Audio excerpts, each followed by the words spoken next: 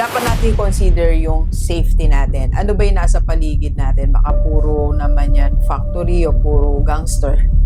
So, dapat tinitingnan din natin yung paligid natin. Napakalaga na yung bahay.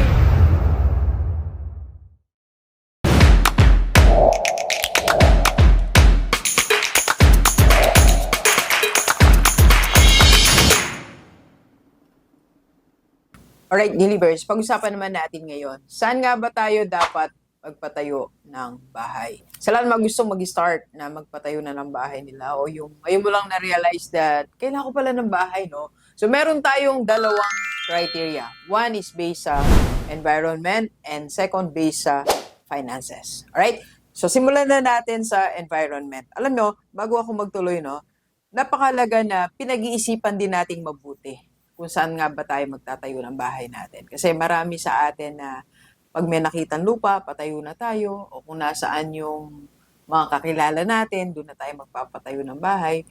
Hindi na natin kinoconsider yung different factors. And isa sa mga nakakalungkot, pag nandyan na yung bahay natin, then doon natin nare-realize, may problem pala ako sa ganitong area. So, para hindi natin ma-experience yan, tinan natin, ito yung mga payo ni Rockstar. Una-una sa environment is, you have to build where your land naturally protect you. Ibig sabihin po niyan, medyo napoprotektahan tayo sa mga disaster. So, tumingin ka ng lupa na medyo mataas na, nakita naman natin yung mga sunod-sunod na disasters, di ba? Gawa yan sa flood, gawa ng mga environmental conditions. So, isa yan sa kino-consider natin. Medyo pataas ng konti ang land natin at inspection natin kung or magkaroon tayo ng research, binabaha ba dito. Second, na dapat natin i-consider is you have to see the foundation. Tinan mo yung pundasyon ng lupa. Yes, mataas, pero baka naman yan ay hindi akma dun sa klase ng bahay na gusto natin. So, for this one, siguro pwede tayong mag-ask ng opinion ng mga expert, like engineer, yan, pwede natin kausapin. Alright? And third, dapat natin consider yung safety natin. Ano ba yung nasa paligid natin? Baka puro naman yan factory o puro gangster. So, dapat tinitingnan din natin yung paligid natin. Napakalaga na yung bahay mo ay it's a place wherein your heart can rest. Your mind and your heart can rest with your family. Yung mapayapa. Yung alam mo yung pagkayari mo magtrabaho maghapon, you are excited to go home. Kasi mapayapa, matahimik sa napili mong bahay.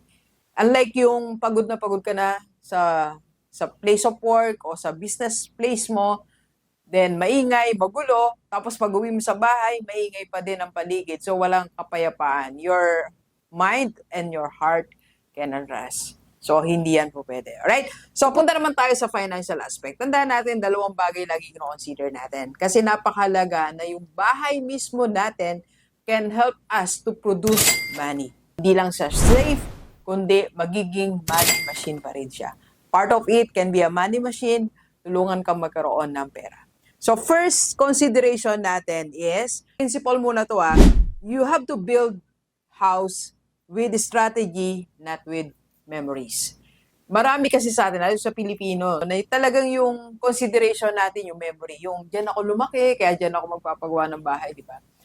Naalala ko yung bahay namin before. Nagpatayo kami na hindi naman talaga namin pagmamayari yung lupa. Kumbaga, nakitira lang kami, pinayagan lang din kami. So, kaya nung dumating yung time na kailangan na natin magkaroon ng ibang bahay ng mas matibay, so, nilet go na namin yung place na yon. Not about the memory, but about the strategy and about the comfort and considering long-term na rin.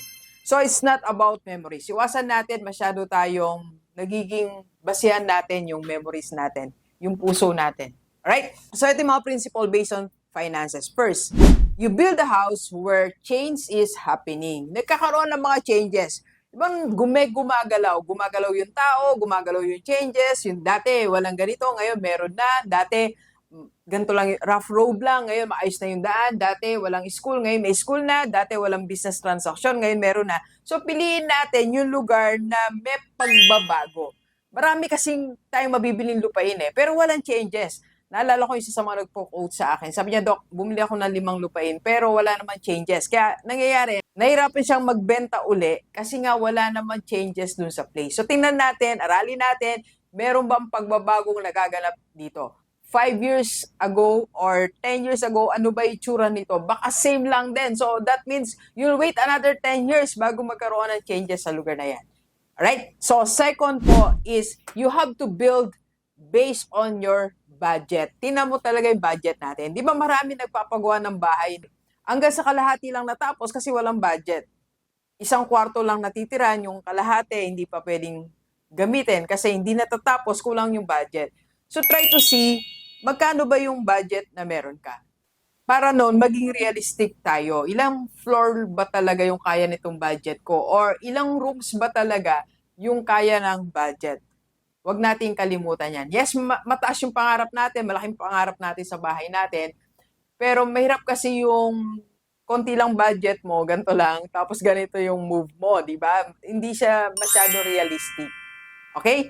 So, tinan mo, compute natin yung budget natin. And third is, build where opportunity is increasing. It's not only changing, but also nagkakaroon ng different opportunities. Like dito sa amin, sa place before namin. Barangay Kulis kasi kami, tapos katabi namin yung palihan. Sobrang laki ng opportunities na nabago doon sa place na yon. Doon, magandang magpatayo ng bahay. Doon sa tabi nun. Kasi hindi lang changes yung nangyari talaga, kundi opportunities, it's increasing opportunities. So tingnan natin, not only changes but opportunities. And build for income also. Tingnan mo kung maka-generate ba ako ng income with this place. Naalala ko yung vlog ko before, na lalo kung pa-retire na tayo, pwede kasi tayo magkaroon ng business transaction sa bahay natin. Di ba pag nagpatayo ka ng bahay, it's long-term po yan eh. So, tinan na rin natin yung 5 years from now, ano na ba yung status ko sa buhay ko? 10 years from now, ano na ba ako? 15 years from now, nasa na ba ako? Kung retired na ako, so I can do business transactions in one part of the house. Pwede siyang maging business space mo. Okay, so try to consider that. So, kung yun ang isa sa mga pangarap ko sa buhay. Right? So, ang preparations natin ganito. Pero bago yan, magkape muna tayo. Kape po, delivers. What will be our preparations for the financial side? First, financial preparations. So kung talagang gusto mong magpatayo ng bahay, kailangan meron tayong solid source of income. Walang nagpapatayo ng bahay na wala naman siyang income. Hindi pwedeng hinihingi o inaasa sa iba yung pampatayo mo ng bahay. Second, kailangan meron tayong emergency fund. Kasi pag wala kang emergency fund, kasalukuyang nagpapagawa ng bahay, nagkaroon ng emergency, what will happen? Ano yung magiging senaryo? Kukunin natin pampagawa natin ng bahay. So, may stop ang pampagawa ng bahay ng ilang buwan. Lalo tayong mahihirapan. Pero kung may emergency fund ka, walang problem. Okay? Meron kang kukunin pera. Try to see the legal documents. Tinan mo yung title, permits, and all. Titinan natin yan. And personal and lifestyle considerations. Napakalaga po nito. Saan ka ba nagwo-work? Yung bang gusto mong bahay, malapit yan sa work mo? O yung business mo, gaano kalayo sa bahay na gusto mo? O yung lifestyle mo ba, gusto mo lang ng simpleng buhay lang, yung galing sa work, uwi ka na, mapayapa na, magkape ka na sa terrace. O yung lifestyle na gusto mo, palabas-labas ka pa, o meron ka pang mga gustong gawin sa gabi, may nightlife ka. So, tinan mo, kung malapit ba yun sa bahay mo? O yung lifestyle na gusto mo is nasa sentro ka talaga para maging busy ka pa rin, lagi ka may meetings. So, tingnan natin. Check your personal lifestyle. So, deliver sa'yo ng payo ni Rockstar sa lahat ng mga gusto magpatayo ng bahay. Let's go, let's go. Kape po tayo. Kape po.